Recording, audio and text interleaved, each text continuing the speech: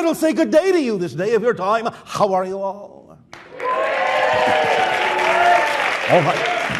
All right, thank you. First and foremost, we thank each and every one of you individually, and again, all of you together collectively for the co-creation of this interaction and the allowance of this transmission this day of your time. You have been exploring the idea of consciousness, so let us take the idea a little bit further. What exactly is consciousness?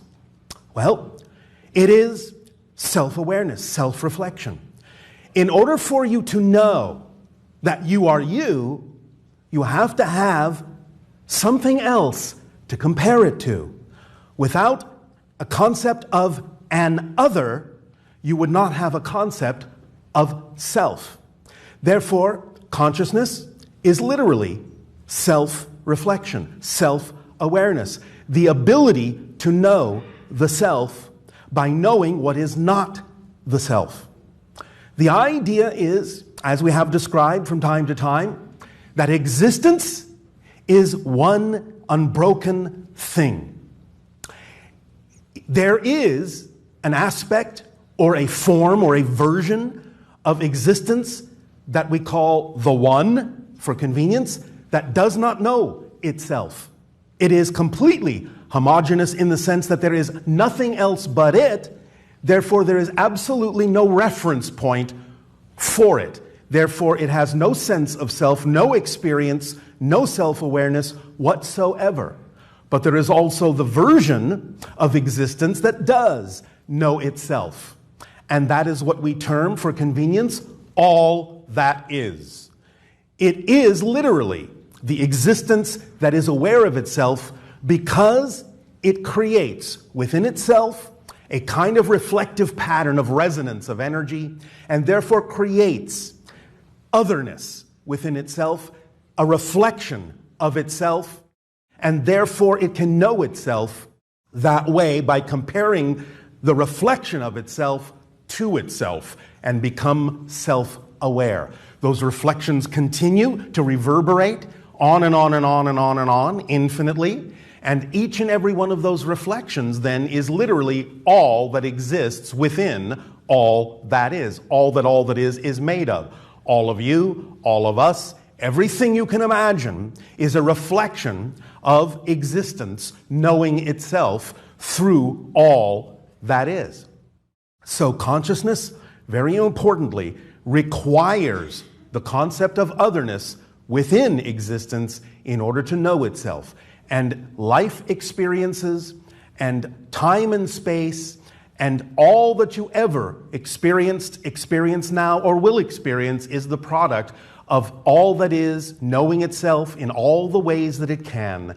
Every single thing, every single being, every single concept within existence are all the different eyes of God, if you want to put it that way, through which it sees itself in those reflections. But because it is actually consciousness itself, because it is conscious of itself, then all the reflections are also made of that consciousness. All the reflections are conscious too, such as all of you, all of us, everything. Now, everything may not express the idea of self-aware consciousness in the way that you do, but everything is still an expression of self-aware reflected consciousness. Even a rock has some degree of awareness that it is this rock and not that rock. But it may do that through a being such as yourself. By you noticing that there is this rock and this rock, you are including the idea of your reflection of consciousness in such a way that the rock can know itself through your perception. Even though it may not know itself exactly in the way that you do, it is still on some level aware that it is its own rock. So consciousness is everything, is everywhere, and you can experience it in a number of different ways. If you get more aware of nature, more aware of all that is, more aware of different parallel realities and dimensions, different aspects of imagination and creativity, because there cannot be anything that you can imagine that is not somehow part of all that is. Existence is what it is.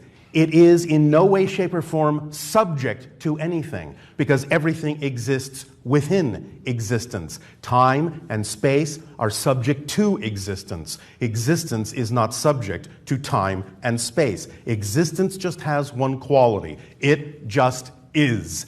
That's its nature. It is, and therefore non-existence is not something that existence can become. Non-existence has its own quality. It is that which does not exist. Therefore, by definition, non-existence doesn't exist. Therefore, everything that you experience is part of existence, on some level real unto itself, a reflection of all that is, experiencing itself in all the ways that it can, and expanding and expanding and expanding in infinite reflections to allow for the expansion of all that is, knowing itself. Now, the structure of existence never changes. That is fixed. It is a definitive, reflective structure. What changes, what expands, are all the different viewpoints, experiences, and perspectives of the structure that never changes. So it is both changing and unchanging, again, exhibiting that paradox of that which does not know itself and that which does. And this is why it all comes down to that ancient idea you have heard on your planet for thousands of years as to why it is so important to know thyself. Because the idea is, as you know more and more and more of who and what you are as an expression and a reflection of the infinite, of all that is, you experience more of being all that is as the aspect, as the reflection of all that is, that each and every single one of you is. Is this making some sense? All right.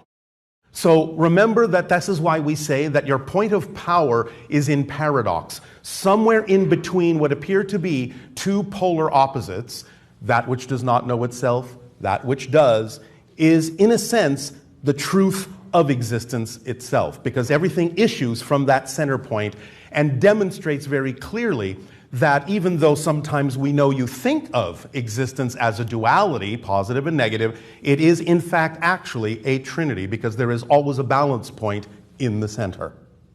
And therefore, being in that balance point, being in that state of being, is always the state of being that will allow you the best possible way to know yourself, the best possible way to receive more of the reflection of yourself. And as you expand and expand your perspective and expand your experience of all that is from your unique point of view, you then become more and more in all ways who you truly are, which is all that is. But you have decided here and now to play the game for a while of forgetting who you are, because you need to forget who you are in order to remember who you are from a new point of view. You have to wipe the slate clean in order to have a truly new experience. Because if you exist only in a timeless state, there is no change, there is no growth, there is no discovery. So you play the game of imposing on yourself these kinds of blinders to forget that you are, in fact, infinite, to forget that you are, in fact, eternal, to forget that you are, in fact, all that is, so you can play the game of not being all that is and explore and discover new perspectives of yourself. And that's what allows all that is to grow and expand forever and ever and ever. It never ends. Never, ever, ever. You have ideas on your planet that you call such things as blending with God. Well, when I blend with God, I guess that's it. No.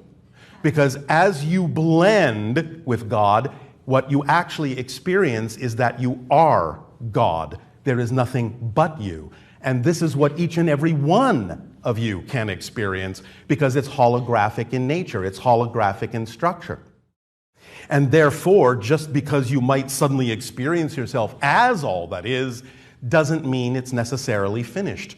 Because you could experience yourself as all that is from one perspective, experience yourself as all that is from another perspective, and on and on and on and on and on and on and on. The ring has no beginning, the ring has no end. Existence just is. And it is always, always, always becoming and being simultaneously. Again, the paradox shows its head.